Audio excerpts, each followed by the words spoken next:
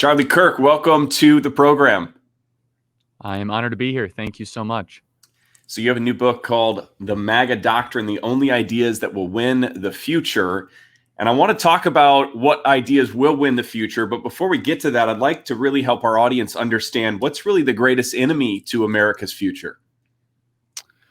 Well, the greatest enemy domestically is definitely the miseducation of our children. A spiritual crisis happening in our country, and we are teaching our kids to hate America when they should be taught to love America and be thankful that they live in the United States of America.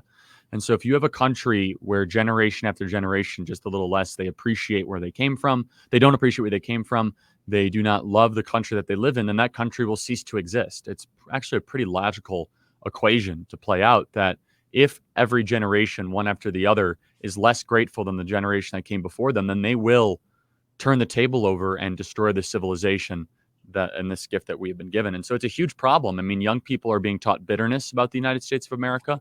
They're being taught quite just absolute narratives of deceit about Western civilization and why in very simple terms, we are living in the greatest country ever to exist in the history of the world. And so once we admit that education of our children and the spiritual crisis that is paired with it is the greatest threat to America, then we can actually address it and solve it, which is something that I try to do every single day. Love it.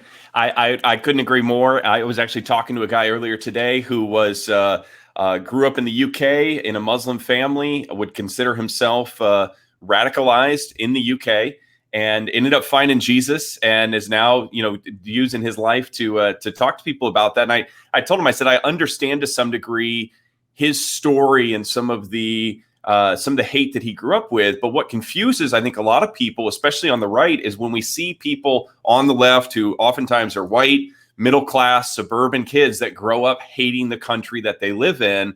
Do you think that, is this 100% the educational system, family dynamics? Where is that coming from? Why the hate for the nation that they live in? Well, part of it's the educational system. Part of it is the mass media that has been educated in the education system, and they keep these awful ideas and then propagandize the public with them. Part of it is the destruction of the Western nuclear family. 77% of Black kids grow up without a stable father in the home, which is one of the key reasons as to why you have permanent poverty in our country. And when you don't have a stable family at home, it's a lot harder to be able to just have very basic things such as rising incomes, be able to educate your children properly. It's hard when it's just a single parent. And there's actually something to be said about having two-parent households reestablished in our country. And so there's a lot of reasons for it. It's also very tempting and very exciting for some people that have not been taught the future of our country to tear everything down around you. It's very alluring to a generation that has lots of energy, very little prospects, very little wealth that has been created, to believe that everything around them has been a mistake. In fact, it is almost indulging in hubris and in cockiness that everyone made mistakes before you, but you have all the answers. And this is basically what is the modus operandi or the mission statement of a lot of the BLM Incorporated and the activists around us. They have no sort of gratitude or appreciation for the thousands of years of literature or history that predated them. Instead, it's, well, we're the smartest people ever to exist. We're going to get it right and you're going to get it wrong. And since we're so smart, we should destroy everything that came before us. And of course, that is pathological in nature. And you kind of see the result of that. In fact, we have created a pretty incredible society here in the West.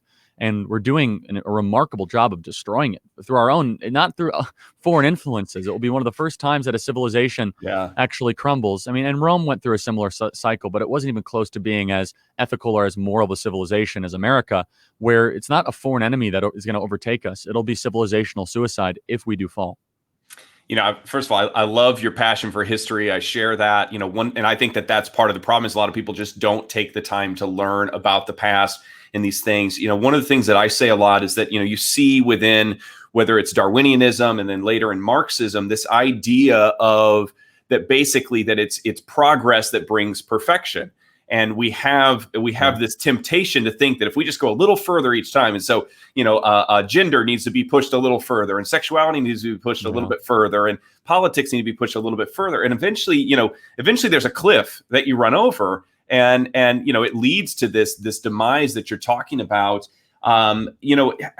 How do we still live in a two-party system, or is there now this third, like, is the whole Democratic Party socialist, or do you think everybody's given into that? What's your thoughts? It's hard to say. I mean, I want to comment first on what you said, which was very insightful, that this is rooted in one of the last systematic thinkers, Hegel, who had the Hegelian dialectic, Yep. which is a belief that you must always have this forward progress, this march towards progress. And he didn't call it that, but he basically had the splintering of history, and everything was in a dialectic or a form of moving forward towards eventually what would be better. And this is really against the teachings of the Bible if you kind of go through any sort of eschatological or theological belief of the existence of man. That put aside, if we actually understand what the left operates, they believe that progress, which actually might be one of the worst things you could do, is much better than preservation. When of course sometimes you need to right wrongs. We don't deny that. I think the Civil Rights Act was a great idea. I think the abolishing of slavery was a very good idea. However, progress at all time, at every single front, in every industry, every single facet, is actually a really bad idea. Saying that, well, the family is a mistake. No, actually, the family is one of the few things that kept people to live quiet and peaceful lives, as it says in 1 Timothy. So this idea that you must always have this forward march to destroy the institutions that you're currently in is one of the most cancerous and destructive and malevolent ideas that we're living through. Do we live in a two-party system? I mean, generally, yes, and not really. I mean, these are kind of more just sports jerseys that we wear. The best analogy that I could use is that it's the team analogy. There's team right and team left. And a lot of people on team right actually disagree with other people on team right. They just have basic general consensus that they have to wear the jersey to be on team right. It's not that they have tons of disagreements, but there's more fault lines than you might actually believe. For example, not everyone on team right has the same sort of economic policy or the same sort of belief in government, but they generally believe on the same things on guns and abortion and religious liberty. And there's overarching goals on each team that keeps and binds the team together. And of course, it kind of puts together these different tribal groups, that I use the word tribal, but groups that are single issue groups together into a coalition. The left is similar to that, but the left actually has much bigger fault lines than we do on the right. The left actually is much more fractured, and they're only being temporarily plastered together by their hatred of President Donald Trump. This temporary plastering together is going to result in actually the Democrats being in perpetual civil war amongst themselves as soon as Donald Trump is gone. They are nothing more than a Trump referendum party. They have very little guiding principles or philosophy that actually puts them together. And really, the Democrat Party is broken into two different groups right now. It is the political machinists like Chuck Schumer, Nancy Pelosi, that just make sure that the Democrat Party exists in power and win elections at all time. And they're very much a pro-corporate Democrat Party, serving the corporate interests of big hospitals or big pharma or big tech companies. And then you have the actual Bolsheviks and the revolutionaries, and they actually should hate each other. Alexandria Ocasio-Cortez, in normal circumstances, would find more resentment because she actually won a primary against a machine politician, basically in New York City, and it was a total surprise. And AOC then becomes one of the most powerful voices in the Democrat Party. And so once Trump is removed from the equation, and this kind of this almost post-traumatic stress disorder that they have every time that you mention Donald Trump's victory, where it's so incredibly visceral to them that they can't even have a conversation around it because they were so certain that the opposite was going to happen. It was almost as if an IED bomb went up next to them, and every time you mention Donald Trump, that they have to go through the same sort of flashbacks to Nam. And so you put this together, I actually think that there's a lot of optimism if the Republican conservative movement and the libertarians within our movement can actually band together on core principles, which is basically just preserving this country. I think that's just a basic uniting facet. Right. Knowing why we are here and knowing why we're here, where rights come from. I actually think the right is actually much more united on that than the left. The left actually has a coming civil war. It's not going to happen before the election, but if they lose, it's very possible that the very far left could fracture itself into a 20-30% party, and then the corporate Democrats will be without power. And actually, I think we should encourage this sort of civil war to happen in the Democrat Party. There used to be, and I can remember, growing up, and I still have a few friends that would probably fit into this camp. There was a sliver of Democrats that were pro-life, that were, Christian. Is that are those dinosaurs now, or do those exist are you seeing them at all across the country, or most of them just joining the walk-away movement and coming to the right? Yeah, they're gone because the only thing that besides Trump, the only thing that has kept together the Pelosiites, the Schumerites, and the AOCs And and the biggest thing they disagree on, actually, where Pelosi and AOC disagree on, is economics. They actually completely agree on social policy. It's very interesting. So the only thing that keeps AOC and Pelosi on speaking terms is being able to terminate 1 million babies every single year in the womb, and being able to give amnesty to illegal aliens, and taking all of our guns away. Like, that's basically what they agree on. As soon as it comes to economic policy, Pelosi understands in order to keep her in power, she has to please her corporate crony Democrat donors, and AOC and Rashida Tlaib and Ilhan Omar have total contempt for that kind of model in that system. There's actually some legitimacy to AOC's criticism of the Democrat leadership. And so there is no place for Christians in the Democrat Party. And if they think there is, they're being lied to. They just want you for power. They take God out of their Pledge of Allegiance. They have constant and total attacks towards religious liberty and freedom. And Joe Biden tries to make a nice posture and says, oh, yeah, I'm a Christian, and therefore Christians should vote for me. Maybe he is a Christian or not. I'm not going to get into that. I'm not one to criticize someone's faith or not. But I will say that everything that he believes in is completely contradictory to the teachings of the gospel, just completely, whether it be the death of the innocent in the womb, whether it be the persecution of those and religious believers, keeping churches closed, the mass proliferation of injustice, and the releasing of prisoners with the complete and total misapplication of fair and impartial law. So anyway, I could go chapter and verse, but for people that are pro-life that used to be in the Democrat Party, they actually call themselves Republicans now. Yeah, no, look, if I lean back, I can almost see the Golden Dome at the University of Notre Dame outside of my window. No way. And so I was watching, obviously, the RNC, and you have the comments by Lou Holtz, and we have President Jerry Jenkins here that was very quick to come out and say, hey, Lou Holtz doesn't speak on behalf of the University of Notre Dame, who just hired our former mayor, Pete Buttigieg, who I've interviewed before in the past, and those things. And I think that some of the statements I'm with you. I don't want to question somebody's faith, but when you look at doctrine, you can't get away from the Catholic Church of what they believe, and that Biden appears to be Catholic in name only. Yeah, I don't know if you're Catholic or not. I'm not. I'm not. I'm evangelical. However, I'm not criticizing someone's faith. What I will criticize is if you call yourself that and self-describe yourself that, and then you simultaneously endorse certain political positions, I will call that out as doesn't make any sense and foolish and hypocritical. That's what I'm saying. And look, and if your faith, go ahead.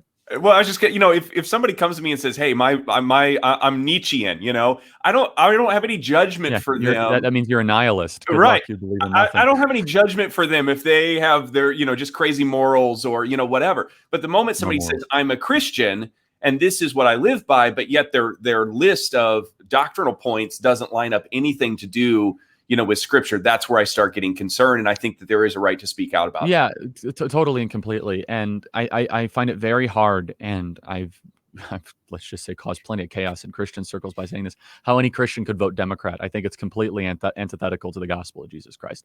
Now, I'm not saying that every Christian should vote Republican. That's what people think I'm saying. I do think it is the better option for Christians. So I'm not equating the gospel with republicanism. I just think that I appreciate you clarifying that, because I know that that's something that I know that's not the argument that's been there. Yes, I do think Christians should support Donald Trump, but I'm not saying that it's a seamless entry. That's not what I'm saying. I'm saying I do not see how. In fact, I think it is completely and totally backwards and non-fitting at all whatsoever to be a Democrat and a Christian. Choose one, because you can't be both. No, I would agree with that. I think that there's a lot of truth in that. I appreciate the clarification. There for it. So let's talk about, are you willing to talk about your faith a little bit? I know, and first of all, I just want to set this up and saying, I know I've gotten hate mail before, and I can't imagine what your hate mail looks like. And so was developing a thick skin, were you born with this, or does it come over time? It comes over time.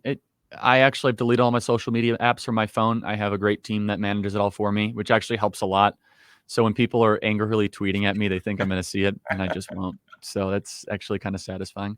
Look, you get used to it over the years. You get to know who you really are. I started this when I was 18, so I think I've grown up, and I would hope that when I'm doing an interview with you when I'm 30, I hope I would have continued that. I hope I'm more mature and more wise 4 years from now. I hope that doesn't stop.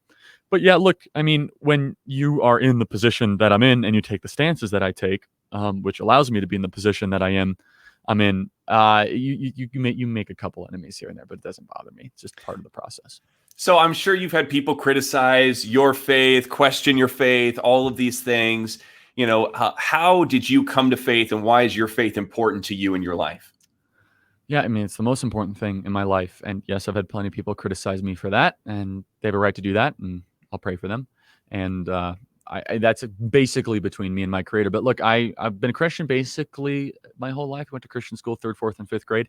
I said the words and accepted Jesus Christ as my Lord and Savior when I was in fifth grade, but I didn't quite really understand what it meant.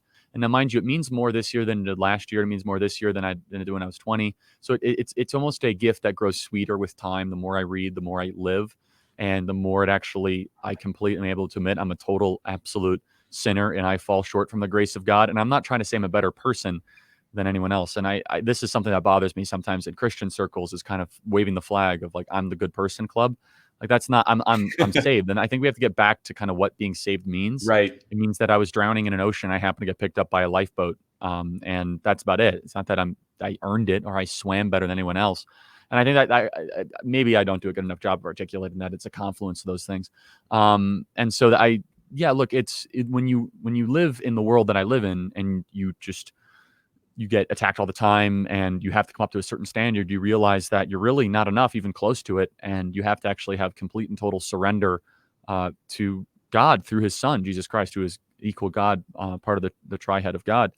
And so, yeah, look, I pray for every single person to be able to find the same sort of redemption and meaning and connection that I have right now. And so, there's a great comfort in actually knowing that you're completely and totally depraved and an awful person, and knowing that you have to accept a savior because of that. It's actually the most comforting thing in the world. I agree. I just got done reading the Confessions of from St. Augustine, and couldn't agree more. I mean, whether it's Martin Luther, I mean, I as a pastor myself, I tell people all the time, there's a lot of pastors that claim all these great revelations. My revelation is this: I know how messed up I am, and Yeah, that just points me to how good God is and the grace that He has over our lives. And so that's right. I think that is I think that's important. So let's talk a little bit about this book, because this is so important, I think, especially with November coming up, and that's a huge understatement. But you wrote about the MAGA doctrine, and obviously Trump is very much at the head of that helm.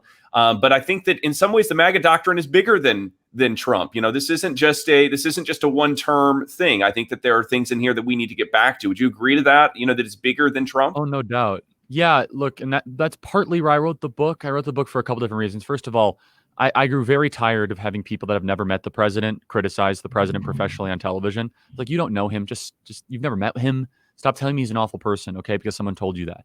So that just really bothered me. And so I said, and stop, and then that really bothered me. Then a level deeper than that, which really motivated me to write the book, is when people were telling me why he believed what he believed. Like, okay, now you're going towards intentions, not just superficial good and bad. Now you're going to exactly why he's doing. I'm like, okay, now I have to write a book.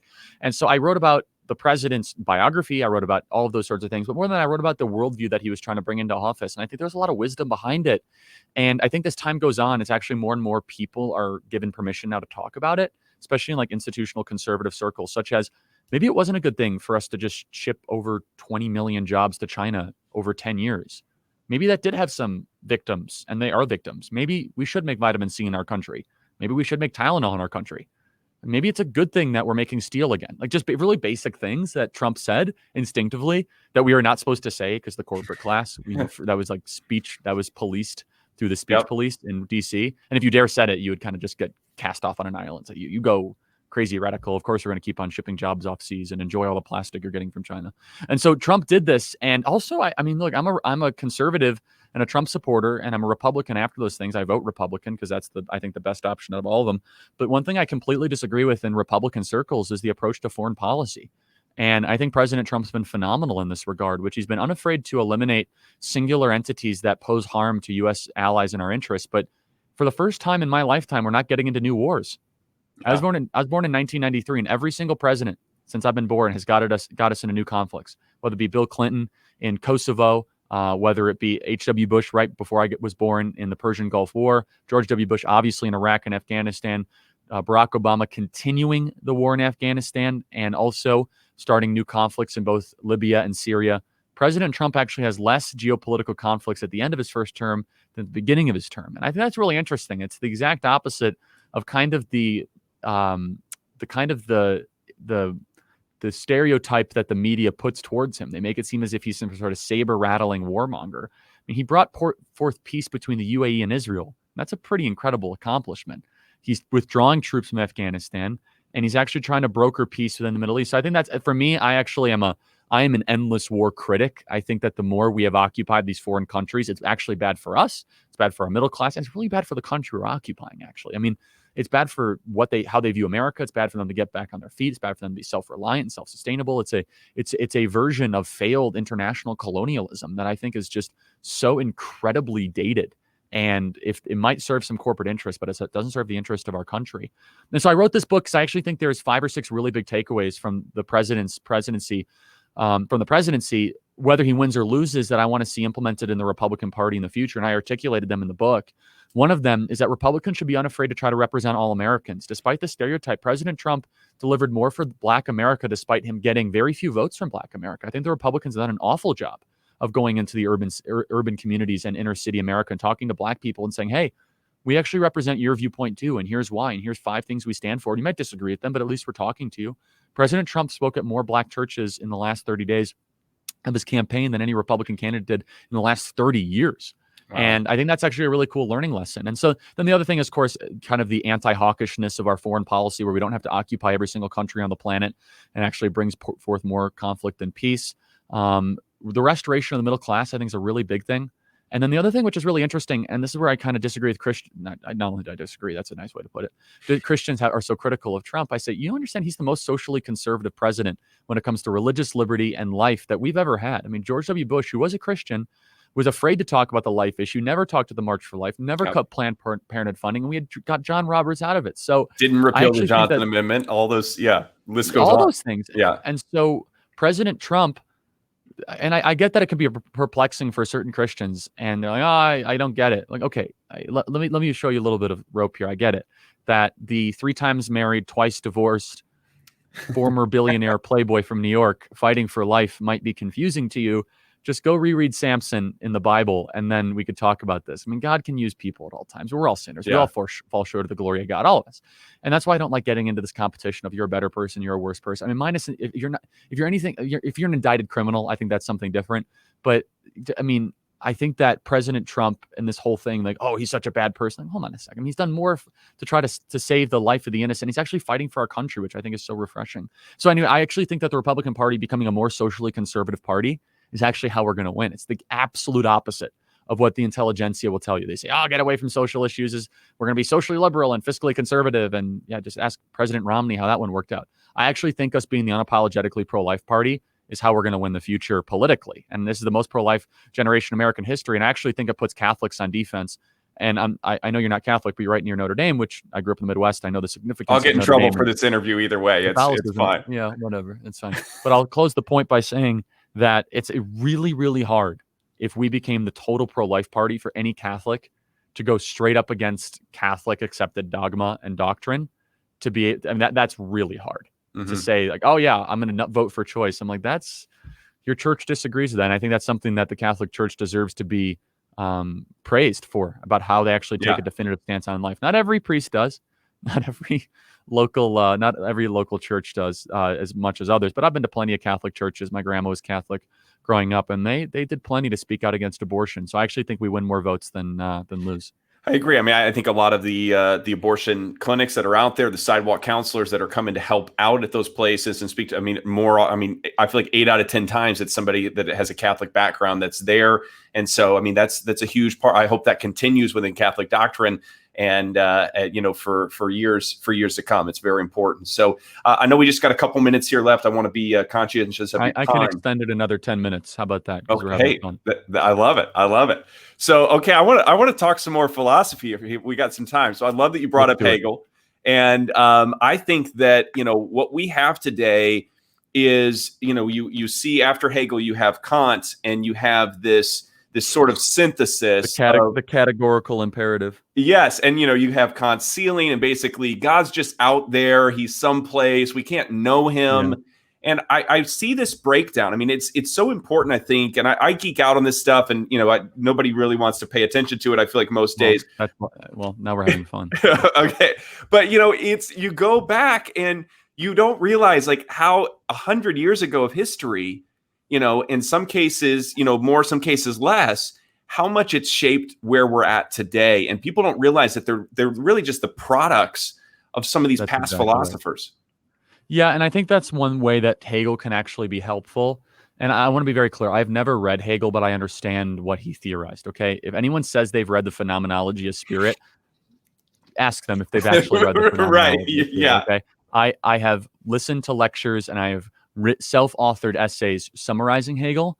I have not actually read Hegel. And that, if anyone's actually read it, congratulations. I half believe you, okay? So same goes with Kant, okay? Kant was interesting too, because he tried to actually come up with his own ethical system to replace God. Kant was not anti-God, though. That's what's very interesting. He was fascinated by institutional religion, and he actually was trying to find something to replace it. And so Kant came up with the categorical imperative, which I only bring up for this point is because the left actually uses the categorical imperative when they want to use it, and then they put the categorical imperative when it comes to their own people. And so just if anyone is wondering what the categorical imperative is, there's two fictional characters that embody the categorical imperative perfect. One is from Les Miserables, which is Inspector Javert, which I cannot tolerate anything bad, because the categorical imperative basically is, if I allow one piece of injustice to go in front of me, then what if that got applied against me? It's as if we can never allow the little smallest thing to happen, and I myself will never indulge in that. And the other one is from Star Trek, Spock. I think Spock actually embraced the categorical imperative, and he was a great personification of it. But the left does this all the time. They say, we live in a constitutional democracy, which we don't. Constitutional democracy, we're really a republic. And the president has broken the law according to the Constitution, all these things. And then they heavily enforce the Constitution, and they're using that kind of categorical imperative paradigm, like we can't have any injustice for anything, the total and complete dogmatic interpretation of the Constitution. And then the minute that one of their own blatantly violates the law, they just that doesn't mean anything. So it's, justice. What? So, to kind of go to your point, though, yes, these people have really inspired the American left as we know it. And I theorized this, and I got under fire by some professors, and I actually would love to talk to them, because they actually can't really fathom a non-college graduate having a conversation about these things. But I have an associate's degree, so yeah, I'm about the same place with you. Well, but it means again, that's an argument from authority. It's just, do you know the stuff or not?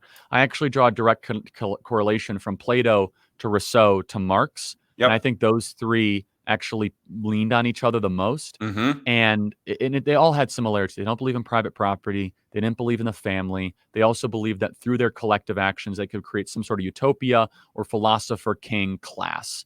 And so I think it's really important for conservatives and for Christians to know the literature that built this society, and also know the literature that's trying to destroy the society around you. And it's also not just those three. I mean, again, I mentioned Hegel, I mentioned Marx, but you can go a level deeper. Go read Michel Foucault. Go read Jacques Derrida from the 1960s and 70s. Those are the two most dark thinkers of the 20th century that have contributed to this postmodern evangelism that we see in our country. And so I'm happy to continue to talk about the philosophical side of it. I think that you have liberation theology in there, which is basically that there's some sort of spirituality in poverty, and that it went as far to, you had people even like Mother Teresa that sort of, there's quotes from basically stating that who are we to enhance these people's situations too much, because we're robbing from them this grace that's on their life by continuing in this situation.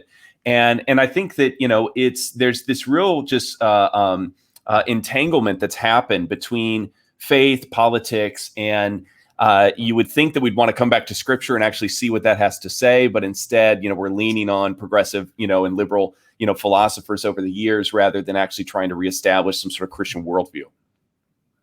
Yeah, no doubt. And I mean, I completely reject the liberation theologists. I mean, it would be nice for them to mention Jesus every once in a while. I mean, I've actually debated a liberation theologist. He didn't mention Jesus the entire time. You're a liberation theology expert, and all you do is you keep mentioning these Catholic, I think they call it a catechism in the Catholic tradition. They just kept on mentioning this post-scriptural conversations. I was like, can you just get back to the root? Is that important, or is kind of and even if somebody does mention some 12th century Pope means more? Even if somebody and I should say, even if a leftist does mention Jesus, it's a version of Jesus as a social organizer, rather than the savior of the planet, and I think that comes out. It's looking at the humanity of Jesus and elevating that over the divinity, or recognizing that he was both, fully man and fully God. That's a rejection, because to go there, really, they have to, receive also his moral, moral position.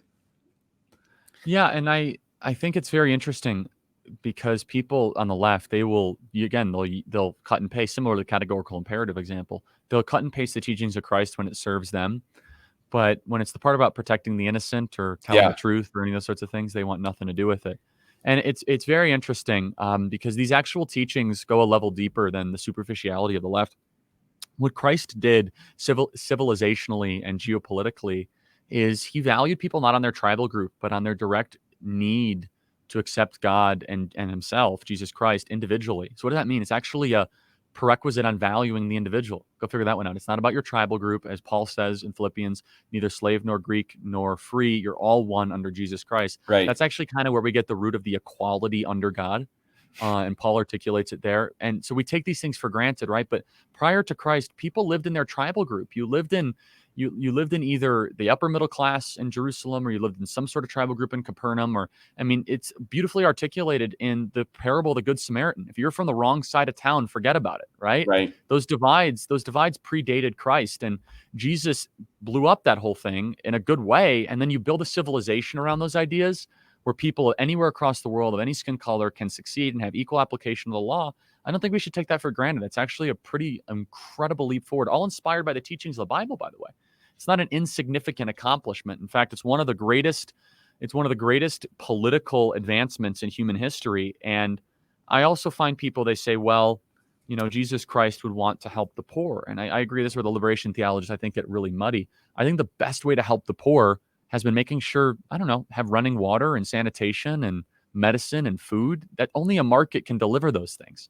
Forcible coercion actually hurts poor people. Yeah. I actually think that the gospel can spread further and brighter and better when you're well fed and you can shower. Go figure. I don't think the liberation theologists, they think there's some sort of grace in being poor. And I'm not trying to say there isn't, but I actually don't think there's any sort of moral argument to be made to try to protect the permanency of the poor. I don't think that's a good argument. Yeah, I mean, I think, finance, your money, it just exposes what's in your heart. There's no more grace on being poor than there is grace on being rich. If we go to the other extreme of extreme health and wealth gospel, of touch the TV screen, God's going to give you a Lamborghini, and that's the only place where there's blessing is if you have all this nice stuff, that obviously falls into error too. So a few minutes here. So Q movement. I've had a lot of people say, hey, you're talking to Charlie, you have to ask him about the Q movement. Distraction cult, no comment. Any quick thoughts? I don't really get into that stuff. To be honest, I actually don't follow it very closely, and that's the best answer I can give. I think that's the best answer, period. So I had to ask you. That was my most tweeted question for you. It was on that. What would you say to the conservative out there who finds himself being drawn into debates and conversations? And how would you encourage them to prepare themselves to really defend the values that you're talking about without falling into the trap of insult culture or conspiracy theory and these sorts of things? So know your facts and know your stuff. When you get into a conversation, there's a couple rules. Always ask questions. Asking questions is the best way that you can go about trying to achieve commonality, truth. And I want to be very clear. I've kind of been labeled as trying to be like, oh, Charlie always tries to own the libs. Like, I guess that's true. I mean, I guess there's plenty of videos that show that. And again, I'm plenty happy to cross-examine bad ideas publicly. I'm not ashamed of that. However, most of my dialogues and discussion, 95% of them, the ones that I'm most proud of are the ones where I'm just asking questions and I'm actually putting it in their court and I'm actually trying to actually extract what they believe into the public arena, so that millions of people can see those kind of collision of ideas made possible. And so I think that's important. I always try to have a lower heart rate than the person I'm talking to. A year from now, when someone watches this interview, and let's just say that they're trying to remember it, they're far more likely to remember what I was wearing or how I was talking than actually what I said. And so it's not an argument to always dress amazingly, but it is an argument that style actually can be more important than substance.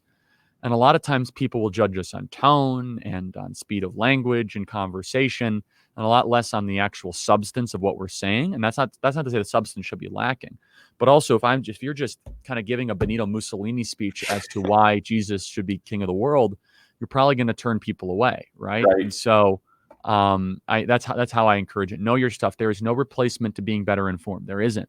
And also, don't ever get involved yourself into personal pejoratives or attacks. When I do that, I regret it, and I do it very rarely.